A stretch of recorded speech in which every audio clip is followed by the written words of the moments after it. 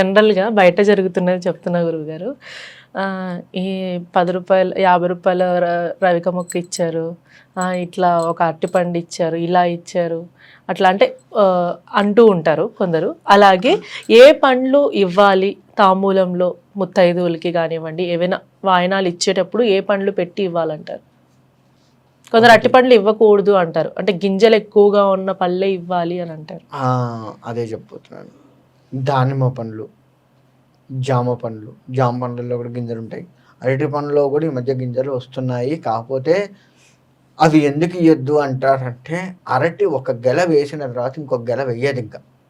1, 2 గెలలు వేసిన తర్వాత ఇంకా ఆ చెట్టు పనికిరాదు. వేరే చెట్టుకు గెల వస్తుంది. అందుకని ఒక్క గెల వేస్తుంది కాబట్టే వెయ్యవద్దు, ఇవ్వవద్దు అంటారు.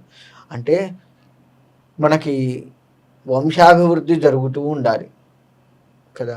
ఎక్కువ గింజలు ఉన్నటువంటి, ఎక్కువ ఫలాన్ని ఇచ్చేటువంటి చెట్ల నుంచి వచ్చినట్టు పండ్లని కనుక తీసుకొని, ఉదాహరణగా మామిడి చెట్టు, మామిడి కాయలు ఎక్కువగా కాస్తూ ఉంటాయి, ప్రతి సంవత్సరం కాస్తూ ఉంటాయి. దానిమ్మ పండ్లు ఎక్కువ గింజలు ఉంటాయి, ప్రతి సంవత్సరం కాస్తూ ఉంటాయి. అట్లా ప్రతి సంవత్సరం కాస్తూ ఎక్కువగా గింజలు ఉన్నటువంటి ఏవైనా కానీ తీసుకొని గనక ముత్తైదువులకి ఇవ్వటం మంచిది. తద్వారా వంశాభివృద్ధి నాతోటే కాదు, నా తర్వాత కూడా వంశం నడుస్తూ ఉంటుంది అని అమ్మవారు అనుగ్రహిస్తుంది అన్న భావంతో ఇవ్వాలి. ఒకటి, ముత్తైదువులకి మనం ఎవరినైనా ముత్తైదువుల్ని పిలిస్తే ఈ మధ్య కాలంలో నేను చూసింది ఏంటంటే,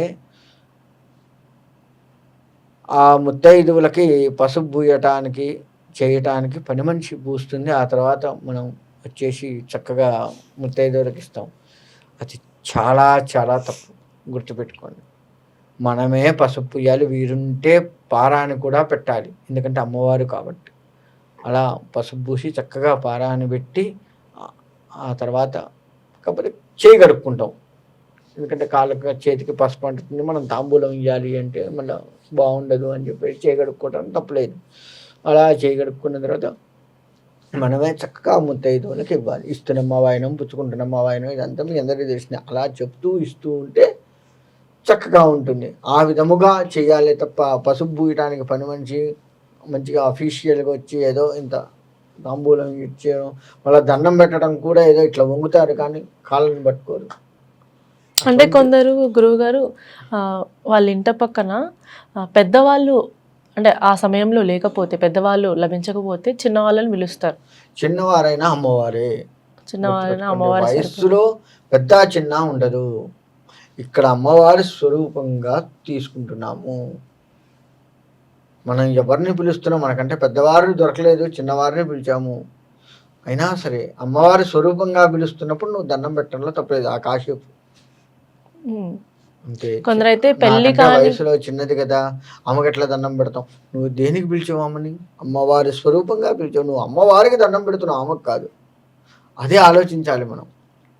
పెళ్లి కాని వాళ్ళ అమ్మాయిలను కూడా పిలుస్తారు. పెళ్లి కాని అమ్మాయిలు అంటే మనకు ముత్తైదువు అంటే ఎక్కువ శాతం పెళ్ళైనటువంటి వాళ్ళే వస్తారు. ఒకవేళ అటువంటి వాళ్ళు వస్తే బాల ముత్తైదు అని చెప్తూ ఉంటారు. అలా కూడా ఇవ్వవచ్చు. కానీ పెళ్ళైన వాళ్ళతో పాటు వాళ్ళు ఉంటే ఇంకా మంచిది. అంటే వాళ్ళని పిలిచి, అంటే ఇప్పుడు 5 మందిని ముఖ్యంగా పిలుచుకోవాలి అంటారు కదా గురుగారు. 5 మంది, ఒక 3 పెళ్ళైన వాళ్ళు దొరికారు అనుకోండి, 2 తక్కువైనప్పుడు 2 వీళ్ళని పిలుస్తారు. పిలుచుకోవచ్చు, తప్పేం లేదు. 5గురిని పిలవాలి అనేది లేదు అసలు. మన శక్తి కొలది 100 మందిని పిలువు, ఒక్కళ్ళనే పిలువు, అంతే. ఇంతమంది లెక్క అని లేదు అసలు.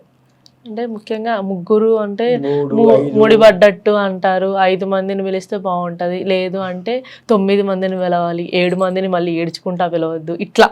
అమ్మా, ఇవన్నీ మన అనుకోవటానికే కానీ అంత మంచిది అట్లా ఏం లేదు. ఎంతమందినైనా సప్త మాతృకలు ఉన్నారు, ఏడ్చుకుంటూ ఉన్నారు. సప్త మాతృకలు అనేది ఆలోచిస్తాను. 7 ఋషులు ఉన్నారు, ఏడ్చుకుంటున్నారా? ఎందుకు వస్తాయి ఈ ఆలోచనలు? అంటే బయట 7 అనగానే ఏడుపు, 7 ఏడుపు, ఈ 2 అట్లా మ్యాచ్ అయినాయి అని అనుకుంటారే తప్ప ఇలా ఎందుకు ఆలోచించరు? పురాణాలు తెలుసు, వింటున్నాము, చదువుతున్నాం, చదివే తీరిక లేదు. యూట్యూబ్లో వింటాము, పెద్దవాళ్ళు ఇట్లనే చెప్పినవన్నీ వింటూ ఉంటాము. ఇంకా అజ్ఞానంలో అలా ఉండిపోతాయి ఎట్లా? అవన్నీ విన్నప్పటికీ 7 అనే సంఖ్యని మాత్రం తప్పుగానే చూస్తున్నారు. అది కాని పని, తప్పది. 5ని బాగానే చూస్తున్నారు, 7ని 3ని మాత్రం ఇలా ముఖ్యంగా తప్పది. మరి అట్లా చూస్తే 3 ముళ్ళే వేస్తాం. త్రిమూర్తులు అంటాం. ఇవన్నీ అంటే కొంత అజ్ఞానంలో ఉన్నారు, ఇంకా తెలుసుకోలేక. అంటే మనం మొక్కుబడిగా భగవత్ విషయాలు వింటున్నామే తప్ప లోతుగా ఆలోచించట్లేదు అని అర్థమవుతుంది దీన్ని బట్టి. ఇలాంటి ఆలోచించేటువంటి వాళ్ళు మాత్రం లోతుగా భగవత్ తత్వాన్ని అర్థం చేసుకోవట్లేదు. ఏదో చదవాలి, చదువుతున్నాం, చదివితే పుణ్యం వస్తుంది, లేదంటే కలిసి వస్తుంది అని చెప్పారు, చదువుతున్నాం అంతే. లోతుగా ఆలోచించట్లేదు అంతే, వేరేం లేదు.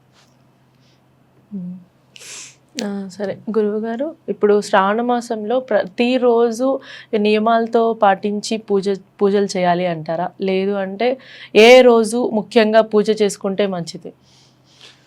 మనకి మంగళగౌరి శ్రావణ శుక్రవారం ఉన్నాయి. మంగళవారం అమ్మవారు, శుక్రవారం అమ్మవారే. కాబట్టి ఈ 2 మనకి 5 శుక్రవారాలు వచ్చినాయి ఈసారి. ఈ 5 శుక్రవారాలు మంగళవారాలు కూడాను నియమనిష్టలతో ఉండడం మంచిది. కానీ మాంసాహారాలు తినడం చేయడం దయచేసి చేయకండి మిగతా వారాల్లో. ఈ వారాల్లో మనం తినకపోయినా మిగతా వారాల్లో ఆదివారం వస్తుంది, అయిపోయింది కదా, ఇంకేముంది, శుక్రవారం అయిపోయింది కదా, మళ్ళీ వారం కదా వచ్చేది. ఆదివారం మనం ప్రతి ఆదివారం తెచ్చుకునేది ఉంది కదా, అట్లనే ఇప్పుడు కూడా తెచ్చుకున్నాం, అలా పనికిరాదు. మనం అమ్మవారిని ఇంట్లో పెట్టినప్పుడు మాంసాహారాలు కానీ, మందు తాగేటువంటి వాళ్ళు ఉంటే అటువంటివి కానీ బంద్ చేయడం ఉత్తమం. ఎందుకంటే మన ఇంట్లో అమ్మవారిని పిలవాలి అన్నప్పుడు ఇల్లు శుభ్రంగా ఉండాలి, ఇంట్లో మనస్తత్వం శుభ్రంగా ఉండాలి, అన్నీ శుభ్రంగా ఉంటేనే అమ్మవారు వస్తుంది.